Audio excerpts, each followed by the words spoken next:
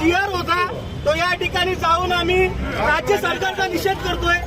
जे हिंदी भाषा शालेय अभ्यासक्रमामध्ये सक्तीचे जो केलेली आहे त्या विषयावर आम्ही या ठिकाणी राज्य सरकारचा निषेध करतोय। महाराष्ट्रात फक्त मराठी भाषेचा सन्मान हवा।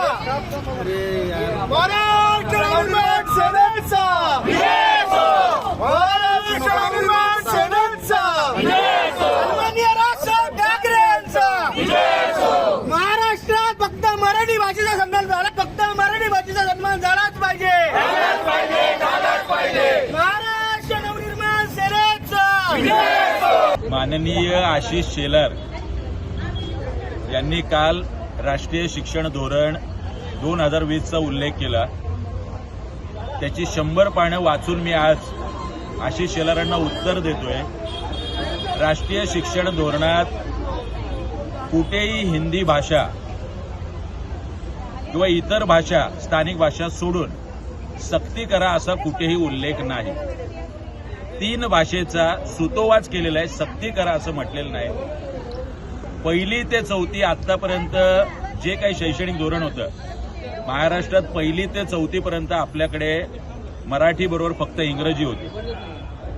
आता 3री भाषा परत महाराष्ट्र सरकारने करून हिंदीकरण करायचंय आणि पुढचा भविष्यातला 2029चा मुख्यमंत्री हा भैया करायचा की काय असं काही नियोजन दिल्लीश्वरांचं दिसतंय।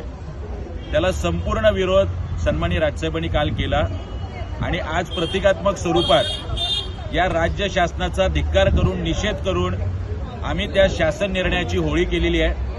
कुठल्याही पद्धतीने हिंदी आणि महाराष्ट्राचं हिंदीकरण आम्ही होऊ देणार नाही।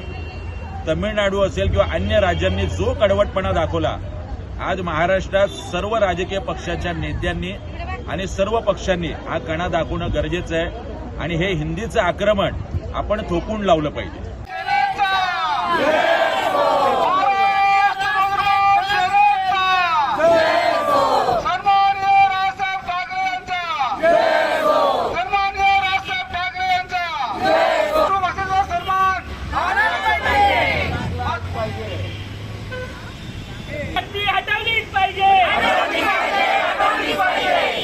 मराठी भाषेचा मान राखलाच पाहिजे।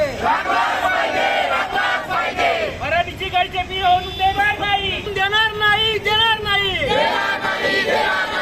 महाराष्ट्र नवनिर्माण सेनेचा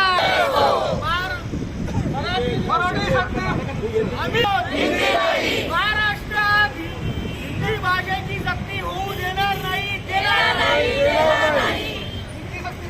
हिंदी सक्तीची महाराष्ट्रात सक्ती मराठीची। यूपी बिहारला जाऊन हिंदी शिकवा। आम्ही हिंदू आहोत। एबीपी माझा, उघडा डोळे बघा नीट।